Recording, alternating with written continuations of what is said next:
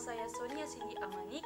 Saya dari Institut Agama Kristen Negeri Tarutung, Fakultas Ilmu Sosial dan Humaniora Kristen, Prodi Sosiologi Agama. Baik, pada pembahasan kali ini, saya akan membahas mengenai materi sosiologi kurikulum. Namun sebelum kita sampai pada materi sosiologi kurikulum, terlebih dahulu, saya akan menyampaikan poin-poin penting dalam pembahasan kita kali ini, yaitu yang pertama, sosiologi kurikulum. Yang kedua, awal munculnya sosiologi kurikulum. Yang ketiga, tipologi dan model kurikulum. Yang keempat, jenis-jenis kurikulum yang ada di Indonesia. Yang kelima, apa saja fungsi kurikulum dan tujuan dari kurikulum. Yang keenam, pengertian sosiologi kurikulum tersembunyi. Dan yang ketujuh, dampak negatif dan positif dari evaluasi kurikulum. Untuk itu, mari kita dengarkan penjelasan selengkapnya. Baiklah, sebelum kita membahas mengenai apa itu sosiologi kurikulum, terlebih dahulu kita akan mencari tahu definisi dari sosiologi dan kurikulum.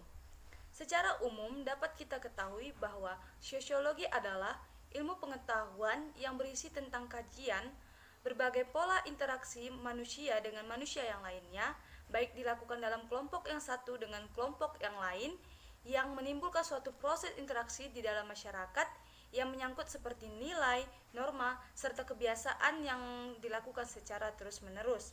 Menurut salah seorang tokoh sosiologi, yaitu Maximilian Weber, di mana beliau mengatakan bahwa sosiologi adalah ilmu yang menjelaskan tentang tindakan sosial di dalam masyarakat, yang dimana tindakan tersebut didasari pada keinginan masyarakat untuk selalu berinteraksi dengan masyarakat yang lainnya. Definisi dari kurikulum, yang dimana istilah kurikulum digunakan dalam dunia olahraga pada zaman Yunani kuno, yang dimana kurikulum berasal dari kata kuri yang artinya pelari dan kurere yang artinya laluan atau pacuan yang akan ditempuh. Mengambil makna yang terkandung dalam rumusan tersebut, maka kurikulum dalam pendidikan diartikan sebagai sejumlah mata pelajaran yang harus ditempuh dan diselesaikan oleh anak didik untuk memperoleh suatu ijazah. Dari rumusan tersebut, maka kurikulum dapat diartikan sebagai program ataupun pengalaman belajar serta hasil-hasil belajar yang diharapkan, yang diformulasikan melalui pengetahuan dan kegiatan yang tersusun secara sistematis yang diberikan kepada siswa di bawah tanggung jawab sekolah untuk membantu pertumbuhan dan perkembangan pribadi serta kompetisi sosial pada siswa. Adapun beberapa pendapat para ahli mengenai kurikulum, diantaranya yang pertama menurut Grayson, di mana beliau mengatakan bahwa kurikulum merupakan suatu perencanaan untuk mendapatkan keluaran yang diharapkan dari suatu pembelajaran. Yang kedua menurut Inlaw, di mana beliau mengatakan bahwa kurikulum adalah semua pengalaman yang direncanakan serta dilakukan oleh sekolah untuk menolong para siswa dalam mencapai hasil belajar kepada kemampuan siswa yang lebih baik. Yang ketiga menurut William Geragan, di mana beliau mengatakan bahwa kurikulum merupakan semua pengalaman anak yang menjadi tanggung jawab sekolah. Maka dari beberapa pendapat para ahli tersebut dapat kita pahami bahwa kurikulum adalah sebuah perencanaan, suatu usaha pengajaran, serta suatu hasil. Dengan demikian, kurikulum dapat dipahami sebagai suatu perencanaan pembelajaran, proses pembelajaran, dan hasil perencanaan serta proses pembelajaran dari sekolah dan perguruan. Setelah kita mengetahui definisi dari sosiologi kurikulum, lalu bagaimana awal munculnya sosiologi kurikulum? Sosiologi kurikulum merupakan studi yang relatif baru dalam disiplin ilmu sosiologi, di mana sosiologi kurikulum merupakan hanyalah bagian dari sosiologi pendidikan. Namun menurut Musgrave, sosiologi kurikulum berkembang pada tahun 1970, diawali dengan konsen para sejarawan yang menulis tentang kurikulum dengan menggunakan konsep-konsep sosiologis. Selain itu, munculnya sosiologi kurikulum dikarenakan perkembangan dalam sistem pendidikan di berbagai negara yang menempatkan kurikulum sebagai posisi penting di sekolah.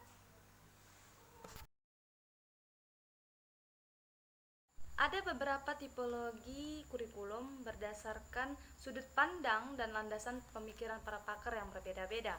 Yang pertama yaitu kurikulum berdasarkan isi.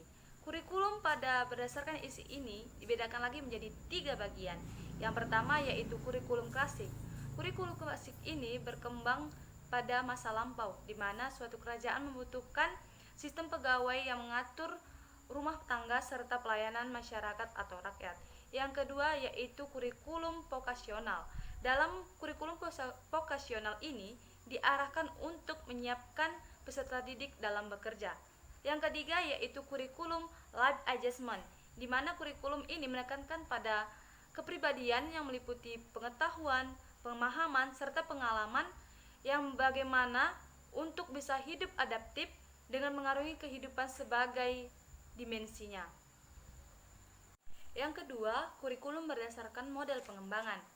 Dalam kurikulum berdasarkan model perkembangan ini dibedakan lagi menjadi 2 tipe. Yang pertama, kurikulum model administratif, dan yang kedua, kurikulum model akar rumput. Yang pertama, kurikulum model administratif, yaitu kurikulum yang digagas dan dikembangkan berdasarkan prinsip-prinsip oleh administratif oleh para administrator pendidikan. Yang kedua, yaitu kurikulum model akar rumput. Berbeda dengan kurikulum model administratif, kurikulum model akar rumput ini tidak digagas ataupun dikembangkan dari pemikiran elit birokrasi pendidikan, namun cenderung bersifat sentralis dan berdimensi top down, yang melainkan dikonstruksi dan dibangun oleh para guru dan sekolah berdasarkan visi, misi, serta tujuan yang akan diraih. Yang ketiga, kurikulum berdasarkan harapan kenyataannya. Dalam jenis kurikulum ini dibedakan lagi menjadi 2, yaitu kurikulum ideal dan kurikulum real. Dalam kurikulum ideal merupakan kurikulum yang dicita-citakan serta diharapkan ataupun diinginkan oleh orang banyak. Kurikulum ideal ini tercantum dalam dokumen resmi yang dimiliki oleh lembaga pendidikan. Yang kedua, kurikulum real. Kurikulum real merupakan kurikulum yang diimplementasikan dalam proses pendidikan, pengajaran, serta pembelajaran dalam pendidikan. Yang keempat, kurikulum berdasarkan struktur dan materi pembelajaran. Berdasarkan struktur dan materi pembelajaran, kurikulum ini dibedakan lagi menjadi 3 bagian, yaitu kurikulum terpisah, kurikulum terpadu, dan kurikulum terkorelasi. Yang pertama, kurikulum terpisah. Kurikulum terpisah adalah kurikulum mata pelajaran atau mata kuliah yang dirancang atau untuk disajikan serta diberikan secara terpisah-pisah. Yang kedua, kurikulum terpadu. Kurikulum terpadu adalah kurikulum bahan ajarnya yang disajikan secara terpadu. Yang ketiga, kurikulum terkolerasi. Kurikulum terkolerasi adalah kurikulum yang bahan ajarnya dirancang, dikonstruksi, dan disajikan secara terkolerasi dengan bahan ajar yang lainnya. Kelima, kurikulum berdasarkan cakupan penggunaan. Dalam jenis kurikulum ini dibedakan menjadi 3 bagian, yaitu kurikulum nasional, kurikulum lokal, dan kurikulum sublokal. Dalam kurikulum nasional, kurikulum diinisiasikan, dirancang, serta dilaksanakan secara nasional. Yang kedua, kurikulum lokal. Kurikulum lokal merupakan kurikulum yang diinisiasikan, dirancang, serta dilaksanakan secara lokal. Konsep lokal biasanya berkaitan dengan suatu wilayah, provinsi, kabupaten maupun kota. Yang ketiga, kurikulum sublokal. Kurikulum sublokal ini adalah kurikulum yang operasionalnya diinisiasi, dirancang, serta dilaksanakan dalam lingkungan sekolah. Baiklah, setelah kita mengetahui tipologi kurikulum, lalu bagaimana model kurikulum dalam pendekatan teoritik? Dalam model pendekatan teoritik, kurikulum dibedakan menjadi 3 bagian. Yang pertama yaitu model kurikulum teknik saintifik. Inti dari model kurikulum teknik saintifik ini yaitu semua bentuk kehidupan manusia dapat dicari hukum-hukum yang bersifat umum. Dalam hukum ini, kegiatan manusia dapat dikontrol dan dirasionalisasikan serta dibiokrasikan. Yang kedua, model kurikulum refleksif, yang mana dalam Kurikulum refleksif ini ada dua tingkatan kurikulum, yaitu kurikulum holistik, di mana bangunan keseluruhan diterima oleh peserta didik dari sekolah, dan yang kedua kurikulum parsial, yaitu bagian dari bangunan tertentu keseluruhan yang diterima peserta didik dari sekolah yang bersifat silabus. Yang ketiga, model kurikulum yang relasional. Intinya yaitu usaha untuk mempertalikan apa yang diajarkan sekolah dengan struktur sosial. Adapun jenis-jenis kurikulum yang terdapat di Indonesia, yaitu yang pertama, kurikulum tahun 1947, yang kedua, kurikulum tahun 1952, yang ketiga, kurikulum tahun 1964, yang keempat, kurikulum tahun 1968, yang kelima, kurikulum tahun 1975, yang keenam, kurikulum tahun 1984, yang ketujuh, kurikulum tahun 2004, yang kesembilan, kurikulum tahun 2006 atau yang sering kita kenal dengan KTSP, dan yang ke-10, kurikulum tahun 2013. Sebagai rencana demi tercapainya atau terwujudnya tujuan dari pendidikan, tentunya kurikulum memiliki beberapa fungsi. Yang pertama yaitu fungsi penyelesaian. Kurikulum memiliki sifat yang mampu beradaptasi dengan perubahan yang terjadi dalam lingkungan serta cenderung dinamis. Yang kedua, fungsi integrasi, di mana kurikulum mampu menjadi alat pendidikan yang dapat membentuk pribadi-pribadi utuh serta berintegritas di dalam masyarakat. Yang ketiga, fungsi diferensiasi. Kurikulum merupakan alat pendidikan yang mampu memperhatikan pelayan kepada setiap peserta didik, yang mana mereka memiliki perbedaan masing-masing yang patut untuk dihargai. Yang keempat, yaitu fungsi persiapan, di mana kurikulum berfungsi untuk membantu mempersiapkan peserta didik untuk menuju pendidikan atau ke jenjang pendidikan yang lebih tinggi. Yang kelima, fungsi pemilihan, di mana kurikulum berfungsi untuk memfasilitasi para peserta didik dengan cara memberikan mereka kesempatan untuk memilih program belajar dengan sesuai minat dan bakat mereka masing-masing. Yang keenam, yaitu fungsi diagnostik, di mana kurikulum berfungsi untuk memahami dan mengarahkan potensi diri seorang peserta didik, di mana ia dapat menggali potensi-potensi dirinya untuk memperbaiki kelemahannya. Adapun tujuan dari kurikulum yang dapat kita ketahui yaitu mempersiapkan peserta didik agar dapat menjadi pribadi serta warga negara yang kreatif, inovatif, beriman, serta afektif ketika adanya berada dalam lingkungan masyarakat. Selain itu, kurikulum peserta didik agar dapat berkontribusi secara positif dalam kehidupan bermasyarakat, berbangsa maupun bernegara.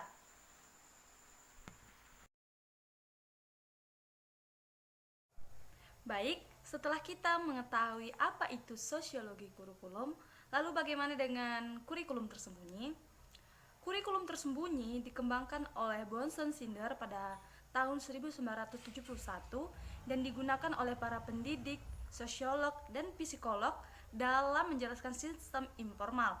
Kurikulum tersembunyi ini merujuk pada peraturan, regulasi, dan rutin yang mana partisipan sekolah mesti menyesuaikan diri. Hal tersebut dapat kita lihat melalui bagaimana ruang kelas di organisasi, sistem penghargaan, dan sosialisasi moral yang berlangsung melalui peraturan, regulasi, dan rutin. Adapun definisi dari kurikulum tersembunyi menurut para ahli, yang pertama yaitu menurut Murray Flynn, di mana beliau mengatakan bahwa kurikulum tersembunyi adalah peristiwa atau kegiatan yang terjadi tetapi tidak direncanakan keberadaannya, tapi bisa dimanfaatkan oleh guru dalam pencapaian hasil belajar.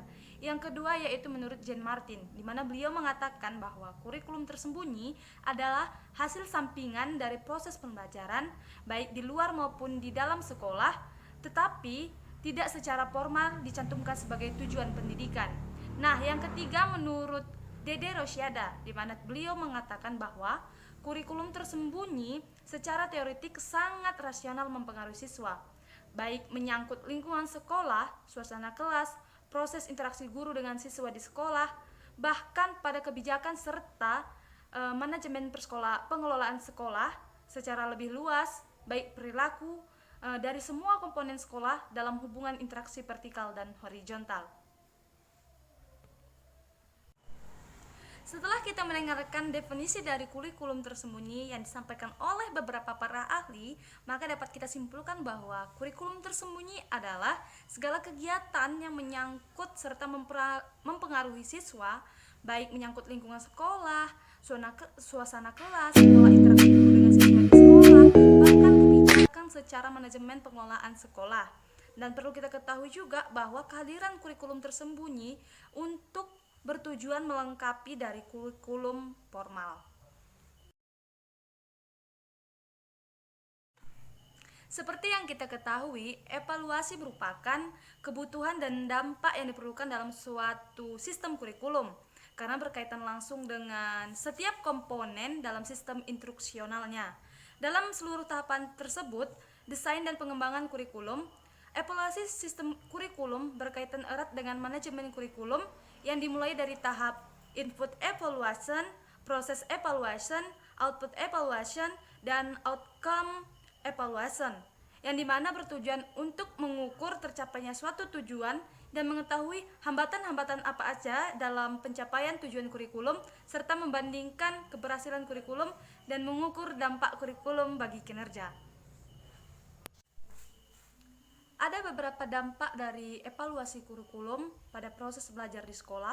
Yang pertama yaitu dampak terhadap proses PBM, di mana jika evaluasi kurikulum nasional dimaksudkan sebagai standar kelulusan siswa secara nasional, maka akan menimbulkan beberapa dampak terhadap proses belajar mengajar atau PBM di sekolah.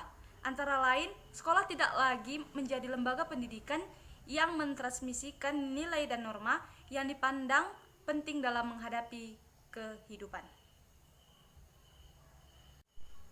Yang kedua yaitu dampak pada hubungan sosial antara guru dan murid, di mana pada ujian nasional telah menciptakan stratifikasi sosial terhadap guru oleh para siswa.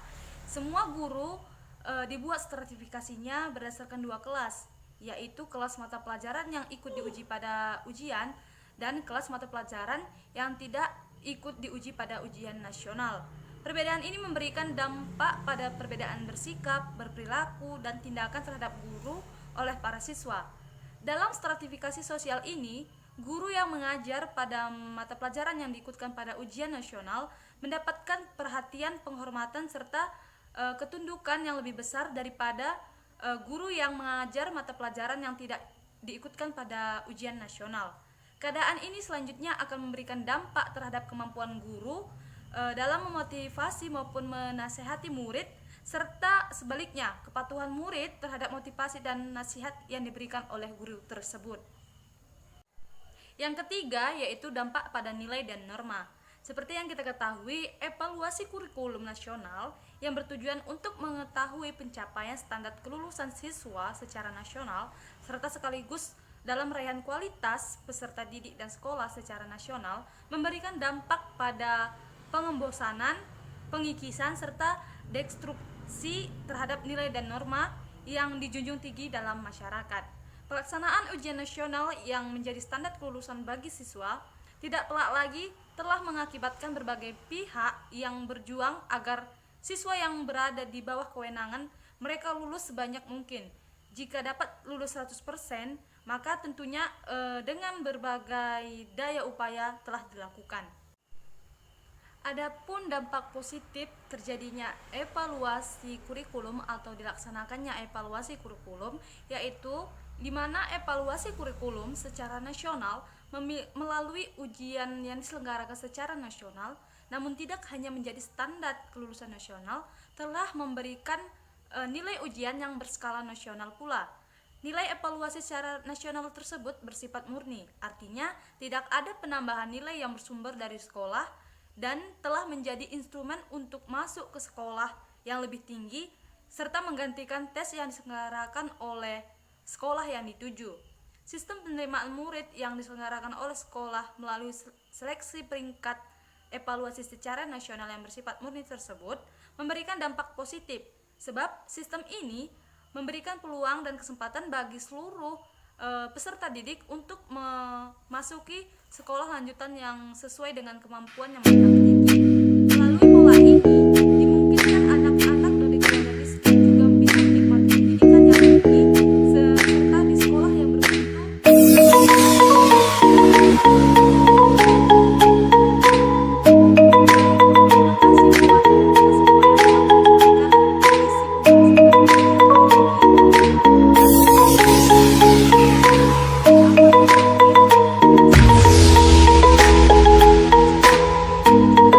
Menambah wawasan kita mengenai sosiologi kurikulum. Nah, saya Sonia Cindy Amanik dari Institut Agama Kristen Negeri Tarutung mengucapkan banyak terima kasih. Salam sejahtera bagi kita semua.